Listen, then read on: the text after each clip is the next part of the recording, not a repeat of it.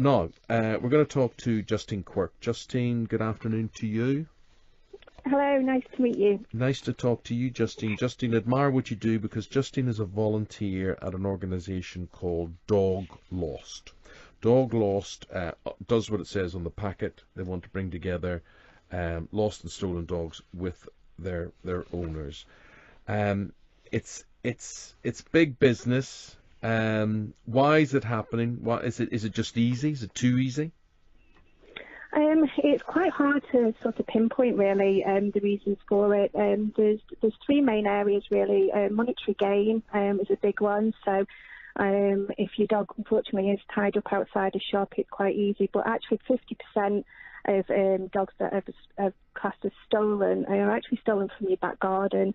So unfortunately, yes. So these days, what we're advocating really is to make sure you've got your eyes on your dog at all times. We don't want to scare people who own dogs, because I've got two dogs myself. Yeah, but you've got to be careful, Justine. You do. Yes, you do. And I think the thing is you want to let your dog off on the lead when it's walking and it runs off and it does what dogs do. But unfortunately, we have many cases where dogs have been stolen just whilst they've been on dog walks, and it's absolutely heartbreaking because.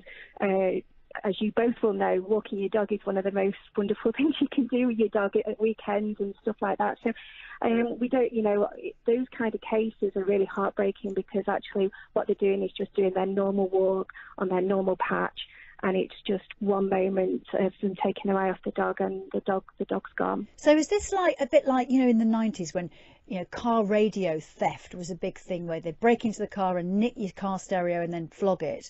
This is just a really quick, easy way for criminals to make 200 quid or whatever, selling the dog on. It very much is, and this is what I kind of do say to people, is it's not necessarily just the pedigree breeds that we're concerned about, it's all dogs. Because all dogs matter, and, people, there will be a price. Whatever the mangiest mongrel will mean something to somebody, and, they would pay. Is it a ransom they're asked to pay then, Justine? Yeah, sometimes they're asked to pay a ransom, so they'll keep the dog and hope that maybe an owner will put up a finder's fee or a reward fee.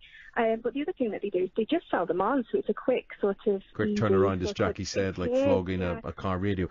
But Justine, tell me this, doing what you do and why you do it as a volunteer, that's the bad stuff, but it must be sometime you must have been involved in stuff which just makes you feel really good that someone thinks they may never see their beloved pet again, and then you guys are there, you get involved. Tell me about that, and tell me how people can get in touch with you and why they should.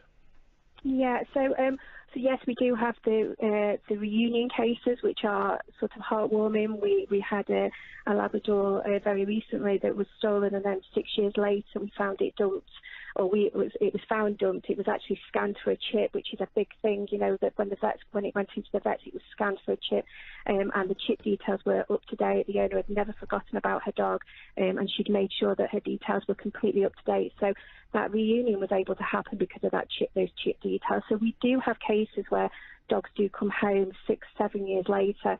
Obviously, we don't wish that on any of our owners that we're working with, but they do come home. What I would say is to anybody that's kind of listening is please visit our Dog Lost website. We have literally hundreds and hundreds and hundreds of cases of dogs that are either lost or stolen. And eyes and ears are the most important thing. We need people to, if somebody has just got a dog that looks very similar to one that's on the website, and there's no provenance to where it's come from, it might have come offline. People sell them online these days. It's just ask questions, and if you have any concerns, there's no harm done to sort of put that idea forward. And we've got so many cases that we really, really need the public to be aware of. And if they could, you might think that it's a stray, but on more often cases, people are finding them, taking them in, thinking that maybe doing the right thing, and unfortunately they're not. But there are heartbreaking cases out there where we do believe that these dogs are out there, they've just been taken in by somebody else, and that's really quite hard. But yes, social media does help us spread the word, and if we can get anybody to retweet it, we will do. So we just, to get onto your website, what is it? It's www.doglost.co.uk, so it's very, very straightforward. There's a a whole list of dogs with photos. There'll be details of where they went missing from, if there's been any sightings of them. For our stolen cases, we'll obviously update it as and when we can, Right. if we get any kind of word that we know where they are. Well, Justine, well done you and the work that you do, and a terrible thing when it happens to somebody, and what they have to go through, the distress and the anguish of all of that sort of thing. Justine Quirk is a volunteer at Dog Lost, okay, doglost.co.uk. Get on, have a look. Your lost doggy may be there. It may be there. You may know a tale to tell about some dog that is there. That was Justine Quirk. Thank you.